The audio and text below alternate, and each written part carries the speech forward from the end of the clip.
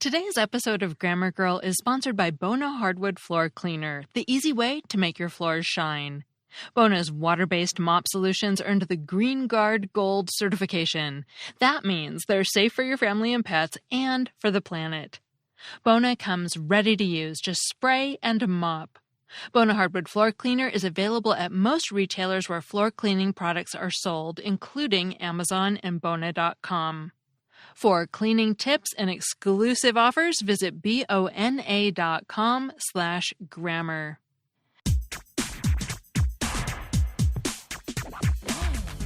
Grammar Girl here. I'm Mignon Fogarty, your friendly guide to the English language, and I'm here today with Lauren Shippen. I'm a fan of her podcast, The Bright Sessions, which tells the story of teens and young adults with special abilities like mind reading and time travel. She has a spin-off podcast with Luminary called the AM Archives, another new podcast with Radiotopia called Passenger List, and she's working on an audio project with Marvel and Stitcher. And not only that, she also has a novel out based on some of the characters in the Bright Sessions.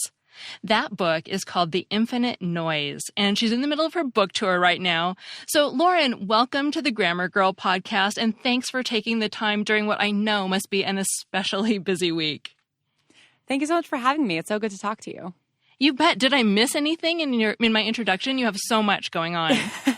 No, it was nice and a little scary to hear all of those things listed. It's been a busy year. Yeah. So before we dig into talking about writing, a first book tour is such an exciting thing. What's been your favorite part so far?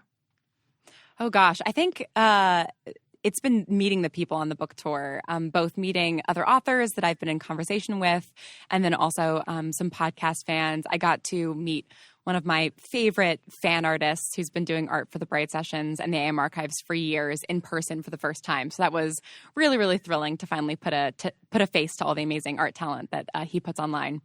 That is so neat. And it's such a neat thing I see with like fiction podcasts that fans do make art, and that must be thrilling. It really is. And one of the beautiful things about audio fiction is that you don't really establish what people look like. And so there's so many different interpretations of what the characters look like. And it ends up being a broad range of character depictions in the fan art, which I always love seeing how fans interpret what people look like. Yeah. So, okay. So I believe you started the Bright Sessions completely on your own, like by yourself. And then you started bringing on more writers as it got popular. Is that right? Yeah, so actually, I brought on a sound designer about halfway through season 2, episode 17 of the podcast, but didn't bring on any additional writers until we were wrapped on the main series and going into bonus episodes in our spinoff, the AM Archives. So for 56 episodes, I was the sole writer and creator of the show, and did that in about 2.5 years. So it was pretty intense. And then I realized that I did not necessarily want to carry the burden on my own anymore. Right. So what did it take for you to get started? I mean, what else were you doing when you got the idea? And then what did it take for you to start, writing and podcasting? I was actually acting at the time. I was doing kind of the classic actor LA thing where I was working at a restaurant and, taking odd jobs and just kind of getting frustrated with the audition process and the fact that I was in a career where I could control so little of my future because it's all dependent on, these random factors as you're auditioning. You can do a great job and then you're just a little bit too tall or a little bit too short or, not the right hair color. And I also was getting frustrated with a lot of the scripts that I was reading that I was auditioning with because, as a 20-something woman who's just starting out, there's a lot of roles that are just the girl next door or the love interest for the male lead and not really complex, flawed, interesting female characters that I wanted to play. So I decided to try and write something for myself as just a creative exercise and to give myself something to act in. And I was listening to the podcast Welcome to Night Vale at the time, which is one of the biggest fiction podcasts and kind of the first one that really started this new wave of audio fiction in America. And that's one person, one voice and 2 writers and beautiful music. And it's so incredibly compelling. And I remember listening to that and, having this idea in my head of this character who I ended up playing in the podcast, Sam Barnes, who time travels when she has panic attacks, because I've had panic attacks for my entire life and was going through a period where I was having them semi-frequently and just thinking, what if this, didn't suck so much in this particular way? What if something cool happened when I had a panic attack? What if I time traveled? And thinking about that character and the story that I would want to tell with her, I realized that doing a podcast might be something I could control every aspect of and something I could do more or less by myself. And the really early iteration of the podcast was just going to be Sam talking about her experiences. And then I realized that the reason Welcome to Night Vale works with one voice is because you have Cecil Baldwin as that one voice, and you have Jeffrey Cranor and Joseph Fink's incredible evocative writing and Dispersion's music, and it kind of is this lightning in a bottle combination. And that I had never written a script before, and I probably was not going to hit that lightning in a bottle combination by myself.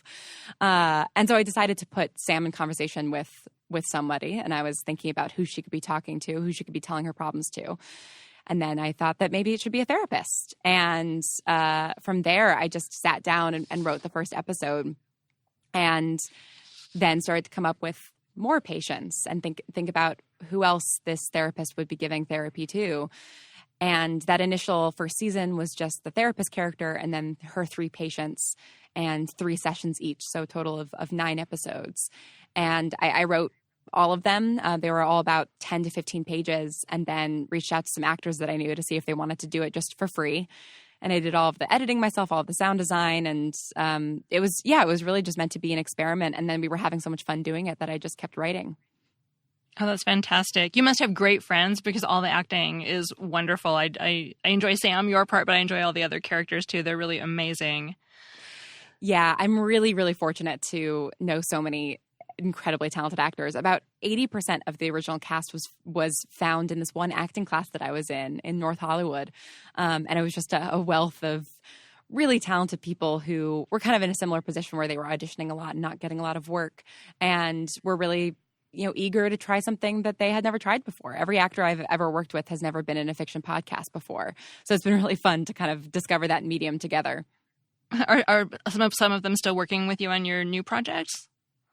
Yeah, one of them actually, the actor who plays Caleb in the podcast, who The Infinite Noise is about in part, is actually now one of the founding members and partners of a company I now have called Atypical Artists that's all about making fiction podcasts. And so we've really intertwined our lives in a big way. And then the AM Archives had a lot of returning characters and some of the actors as well. Have shown up in Passenger List and some of the other projects that I've worked on. So it's been nice to go back to that well and ask them to do more and more things. That's great. So as you said, the story takes place largely through the therapy sessions that the characters are having with a psychologist known as Dr. Bright. That's why it's called the Bright Sessions. And the characters' abilities, you've said, are at least partly genetic.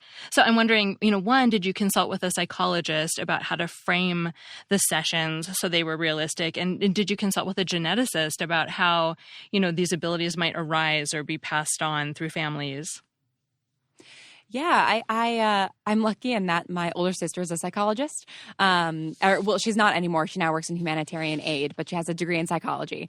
And so I sent her all the scripts, and she consulted and told me, when Dr. Bright wouldn't actually probably say that, or when she was worried that I was misrepresenting something. And then there were times when she would say, oh, well, therapists would never do that. And I would say, yeah, I know, but, Dr. Bright kind of has some nefarious, motivation sometimes, and it's science fiction. So, you kind of have to step outside of things. But the big thing that I wanted to do was never to make therapy seem like a bad or evil or dangerous thing. I always wanted to be an advocate for therapy. And so just having my sister look over all the scripts and give her professional opinion as to what would be communicated to the audience and what would sort of be helpful and safe for me to put into a podcast and for me to make Dr. Bright do and still be able to communicate that therapy is a good thing, as long as you don't have a therapist like Dr. Bright who maybe has some different motivations.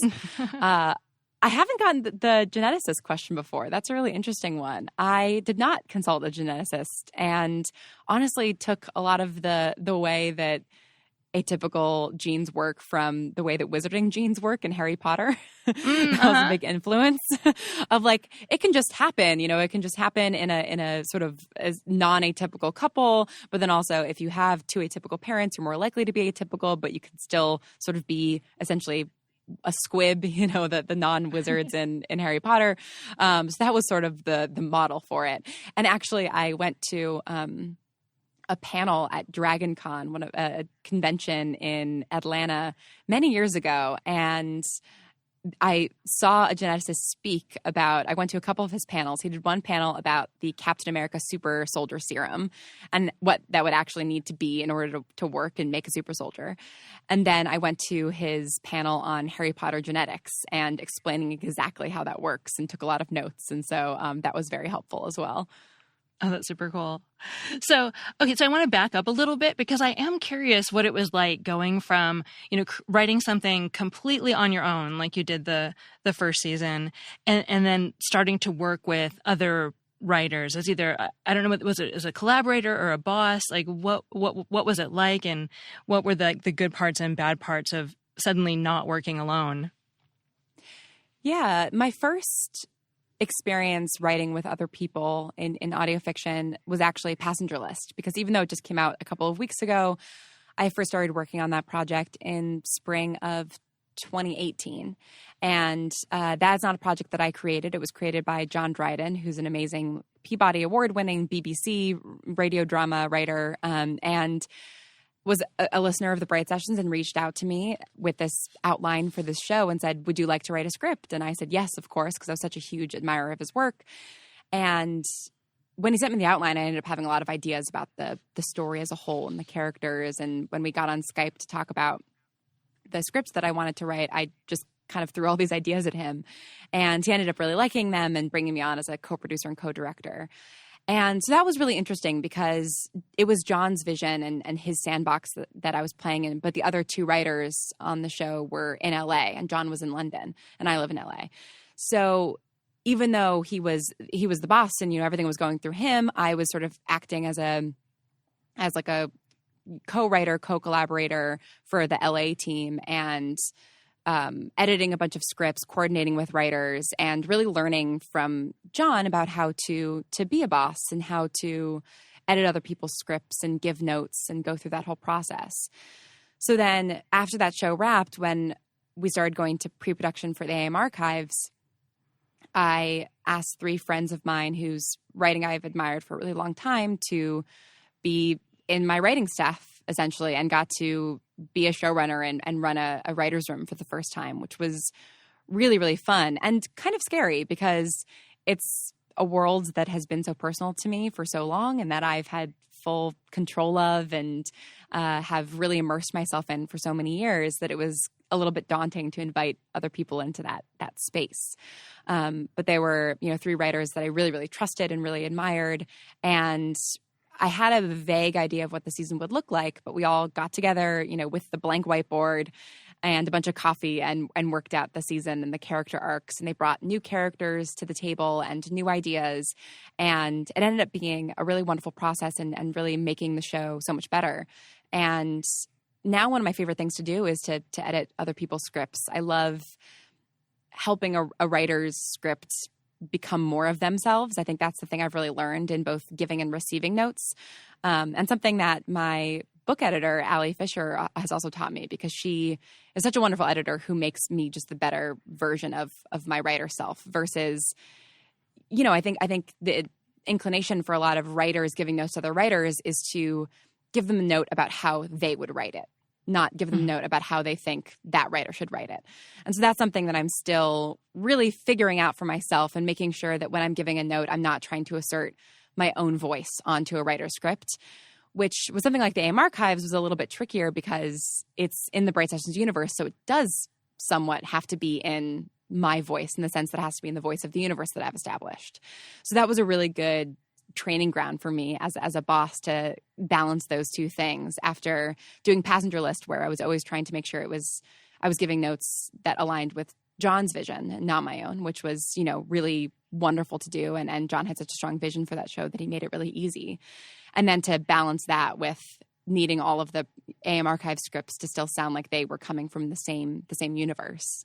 But the best thing is just hiring people who are really, really good, so you don't really have to give them that many notes in the first place. That's great. Well, we're going to take a quick break for our sponsors, but when we come back, I want to ask you more about that universe and how you built it, and especially about translating a podcast to a book. So we'll be right back. Today's episode is sponsored by Native Deodorant. Native is the natural deodorant that keeps you dry and smelling great without making compromises. It's made without aluminum, parabens, and talc, and with ingredients found in nature, such as coconut oil, shea butter, and tapioca starch. Scents include coconut and vanilla, lavender and rose, cucumber and mint, and more. They also offer unscented options, seasonal scents, and a baking soda-free formula for sensitive skin. With more than 8,000 five-star reviews, Native has proven that natural deodorant can really work. And you can try it risk-free with free shipping and free returns and exchanges in the U.S. This summer, the coconut and vanilla scent kept me protected on some really hot days, and I love that the ingredients are safe and natural and that it smells great. So I smell great. For 20% off your first purchase, visit nativedeodorant.com and use the promo code GG during checkout. That's nativedeodorant.com and the promo code GG, that's the letters GG, for 20% off your first purchase. Today's show is also sponsored by Capterra.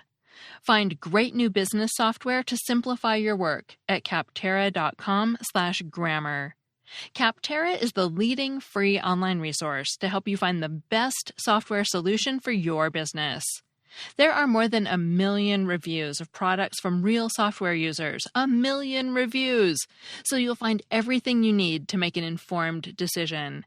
No matter what your business needs, you can find it with Capterra. It has all the major grammar checkers, and Capterra even has the tool I used to make my iOS game, Grammar Pop. It gives that tool, Game Salad, 4 stars, and I agree with that. Join the millions of people who use Capterra each month to find the right tools for their business. Visit capterra.com/grammar free today to find the tools to make an informed decision for your business. Capterra.com/grammar. Capterra, that's CAPTERRA.com/grammar. Capterra, software selection simplified. Okay, so you talked about building this universe, and I have a particular question about how you built it, and knowing that you wrote the whole first season before you even started recording is kind of part of that. But your main characters, they all have special abilities, and those abilities, they have limits. And so I was really wondering, did you decide on the limits of those abilities at the beginning before you started and then hold yourself to those limits, or did you explore them and sort of let them grow as you went along with the writing? I think it was a little bit of both. I don't know that I thought about limits that specifically when I started writing, but definitely the idea of the show and the universe came from my own love and fascination for these types of stories. I'm a huge fan of the Marvel movies and of big, action superhero movies where the stakes are the fate of the universe and everything is cranked up to 11. And I also like sort of extrapolating those characters and those abilities and thinking about what it would actually be like to live in the real world and have those abilities. And having watched so many shows and read books and read comic books where there's somebody who can read minds or somebody who can time travel or teleport or, control fire, sort of those classic superhero powers, I like thinking about the downsides to those, the conflict that would create. What would it actually be like to read people's minds? That if you couldn't turn it on and off, that would probably be really difficult and it would be really hard to be around other people. And so I think it was really inherent in my vision for the show of wanting to focus on the interpersonal conflicts and the interior conflicts within each person that having an ability like that would present and the things that the characters would have to confront if they had these abilities living in the real world. So I think just wanting to keep a big superpower story very, very grounded and very, very small, just lent itself to limits, even if I wasn't necessarily thinking of it in those terms. And then it definitely, for a lot of the characters, grew as I went. I think that the limits ended up surprising me in some respects. Damien, who's a character who can do something that's somewhat similar to mind control, but not really, figuring out his limits and figuring out, well, what if you could kind of control people, but there were really hard limits on that? What would that be like? And Rose, who can walk into people's dreams, the limits of that are, well, what if it was really fun to be inside people's dreams? You didn't want to do anything else, and you never were awake because you were spending all your time sleeping so that you can be in people's dreams. Kind of thinking about what the other shoe dropping of every ability is created a lot of really interesting story and character possibilities. Yeah. And I think you did an especially good job of capturing the feelings of all the different characters and what that, as teens and young adults, what they would be feeling, going through, coping with these abilities that made their lives maybe more exciting, but also more difficult, more so than like a typical, action superhero movie. Yeah. I really wanted to take my time with what the characters were feeling and how they were responding to everyday problems. And the mundane problems, especially for, teens and younger people, when the mundane problems already feel so big because, you're not really regulating your emotions yet and everything seems really, really high stakes. And then to add in a supernatural ability on top of that and making those mundane problems even less mundane because you have a supernatural thing to deal with, to me was a really interesting other side of the coin to the big superhero films that I love. Right. So I'm only about halfway through season 2, but Caleb is one of my favorite characters, and you capture like the feelings of being a teenage boy so well. And the new book, The Infinite Noise, is about Caleb and his partner. So how did you choose Caleb at first for your book, and then especially like what was it like translating this story that you've done so much in audio onto the printed page? I mean, I imagine there were challenges, but also it let you do things you couldn't do in the other medium. So I'd love to hear about that. Yeah, I actually started writing The Infinite Noise around the time that I was finishing up the first season of the podcast, because I was getting more into Caleb's ability as he is in these sessions. He's starting to come to terms with what he can do. He's starting to open up a little bit more to Dr. Bright. And so he's starting to describe more of what his life is actually like, feeling everybody's emotions around him. And he's also spending more time talking about this other boy in his class, Adam. And I was realizing that I was having a hard time writing some of those early episodes in season 2 and towards the end of season 1, because I wasn't really inside of Caleb's head yet. I couldn't really figure out, well, what is it like when he's walking down the hall and he's feeling everybody's emotions? What does that actually feel like? What does that look and smell and sound like to him? And also, what's this other boy thinking about Caleb and the way that he's moving through the world? And so I started writing this little dual perspective story that actually ended up becoming chapters 5 and 6 of The Infinite Noise. And it was just an exercise to get inside of Caleb's head and have him experience in real time the emotions that he was getting from other people, from a lot of other people. Because, of course, when he's in therapy, there's only one other person whose feelings he's feeling. And she's very, very good at closing herself off to that. And so I wanted to sort of sit in the urgency of him being in school, which was something we were never going to do in the podcast. And then I also wanted to see Adam's side of the story, especially once I realized that the two of them were going to fall in love and that Adam was going to become a much larger part of Caleb's life. I kind of wanted to understand what Adam was thinking about Caleb before they actually connect. And it really was just meant to be an exercise. And I shared it with the actors as some more information that they could take for their characters, and then sort of put it aside for a year. And then when I was talking to my book agent, Matthew Elblanc, he was asking, what I had been thinking of in terms of Bright Sessions novels. And I said, well, actually, I have some ideas for some adult novels, but I love YA romance. And I have this little bit of a story that I started a couple of years ago that, I keep thinking about and we'll go back and revisit sometimes when I need to get into Caleb's headspace. And that ended up becoming The Infinite Noise. And it was really fun to track over a lot of the same events as the podcast. There were definitely some things that made it challenging because I think a lot of writers, especially when you're writing something serialized and ongoing and you're kind of putting out the railroad track in front of the moving train, there's always things you look back on that you think, oh, I wish I had rewritten that, or I wish I had, done that a little bit differently. And with the book, you have that opportunity sort of, but I wanted to not stray too far from canon. And so I had to, confront some things that I had done in the podcast that maybe I wasn't super happy with, or some timeline things that didn't quite hold up after the fact that I had to sort of, shoehorn in. There were a couple of moments I painted myself into a corner on things like that. But for the most part, it was just really fun to explore the stuff that happens outside of the therapy room. So, all of the lunches that Caleb and Adam have, and the first time that, Caleb realizes that he has feelings for Adam, and the first time they kiss, and the Sadie Hawkins dance where Caleb gets into a fight, all of those things that Caleb talks about in therapy, but that we don't feel or see the urgency of because we're not in the moment with him. It was really fun to explore those and get to actually put those down on paper and get both of their sides of the story on them. Yeah.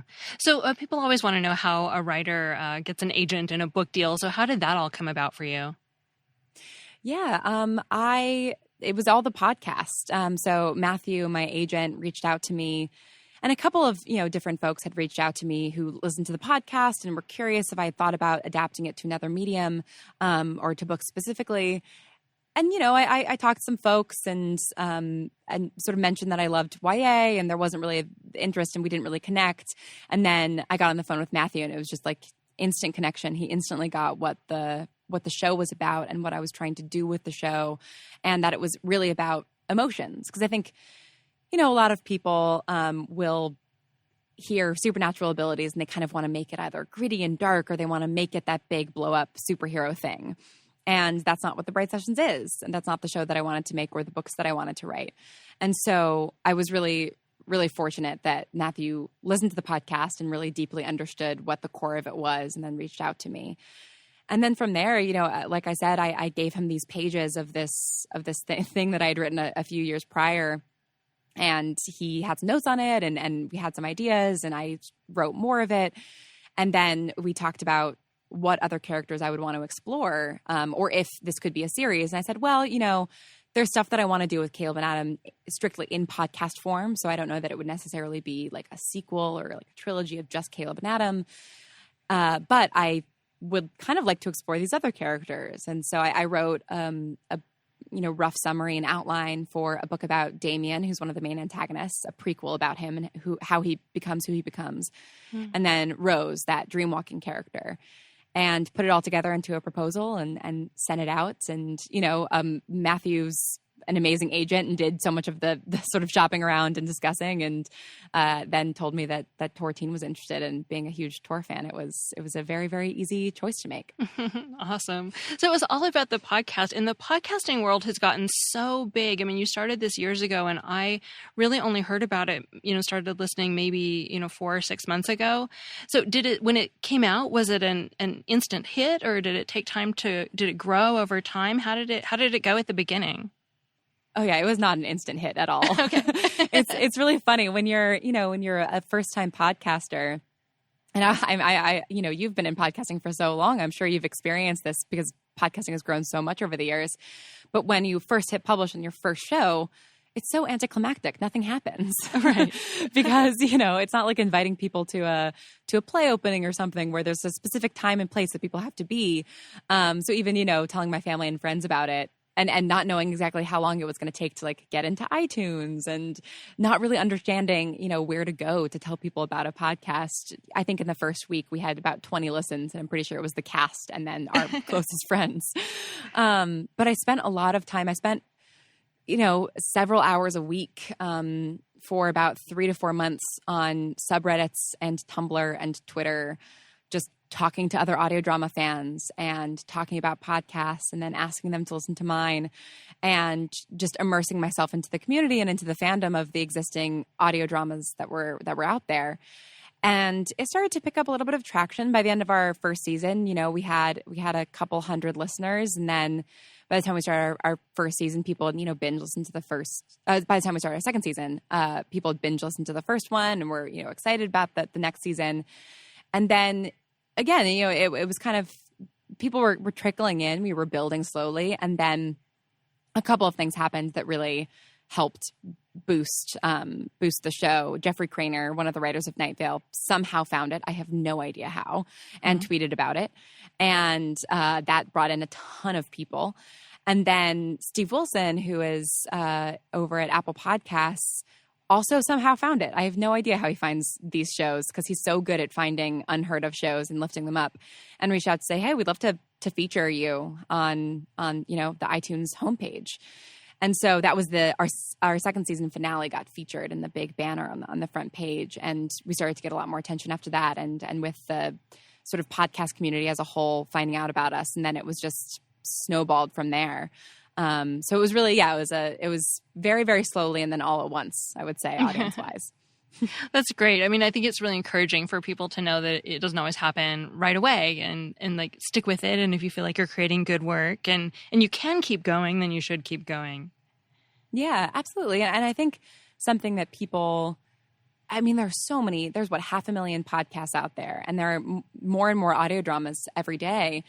And, you really do have to put in the work to get people to hear about it. I think that people hit publish and they, just expect it to sort of rise on the Apple charts or whatever podcasting chart people are on. And no, I mean, I did a lot of guerrilla marketing. I spent a lot of time talking to people online and just sort of being part of the community. And it doesn't seem like work. It's one of those things where you sort of put in the hours for the hope of it catching on, or, putting in 6 hours for maybe 2 listeners, but it does exponentially grow, because then if you get those core, 1,000 listeners who are really, really passionate about audio drama, they're going to tell all of their friends about it. And they're going to tell anybody who will listen about it because they're really passionate. So putting in the work to find those people, I think, is absolutely worth it. Yeah.